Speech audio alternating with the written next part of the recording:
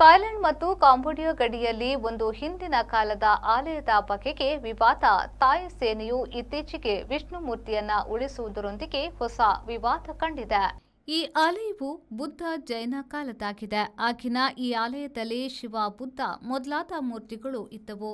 ಹೊಸದಾಗಿ ಆವರಣದಲ್ಲಿ ವಿಷ್ಣುಮೂರ್ತಿ ಇಡಲಾಗಿತ್ತು. ಥಾಯ್ ಸೇನೆಯ ಗಡಿಯಲ್ಲಿ ಅಡಚಣೆಯೆಂದು ವಿಷ್ಣುಮೂರ್ತಿಯನ್ನ ತೊಲಗಿಸಿದೆ. ಆಲಯಕ್ಕೂ ತುಸು ಹಾನಿ ಮಾಡಿದ. ಇದನ್ನ ಕಾಂಬೋಡಿಯಾವು ಖಂಡಿಸಿದೆ. ನಮ್ಮ ಗುಡಿಯೊಳಗೆ ಬಂದು ಮೂರ್ತಿ ಒಡೆದಿದ್ದೀರಿ ಎನ್ನುವುದು ಕಾಂಬೋಡಿಯಾದ ವಾದ. ಕಾಂಬೋಡಿಯಾದೊಂದಿಗೆ ಈಗ ಭಾರತವೂ ಸೇರಿಕೊಂಡಿದೆ. ಆ ಪ್ರದೇಶದಲ್ಲೆಲ್ಲ ಬೌದ್ಧ ಮತ್ತು ಹಿಂದೂ ಆಲಯಗಳಿಗೆ ಜನರು ಯಾವುದೇ ಭೇದವಿಲ್ಲದೆ ನಡೆದುಕೊಳ್ಳುತ್ತಿದ್ರು.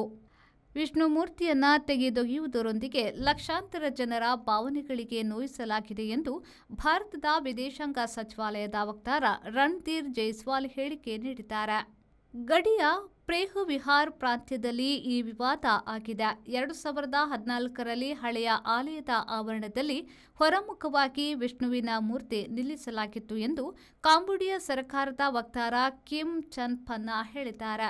ಅದು ನಮ್ಮ ಗಡಿಯೊಳಗಿದ್ದು ಥಾಯ್ಲೆಂಡ್ಗೆ ನುಗ್ಗಿ ಬರಲು ಕಾರಣವಿಲ್ಲ ಎಂದು ಅವರು ಹೇಳಿದ್ದಾರೆ. ಘಟನೆಯು ಅಗೌರವ ತೋರುವುದಾಗಿದೆ ಎಂದು ಭಾರತ ಹೇಳಿದೆ. ಬಹುಕಾಲದ ಗಡಿ ಗಲಾಟೆ ಕಾರಣಕ್ಕೆ ಈ ತಿಂಗಳು ಸೇನಾ ತಿಕ್ಕಾಟ ನಡೆದು 40 ಜನರು ಜೀವ ತೆತ್ತುದು ನಡೆದಿದೆ.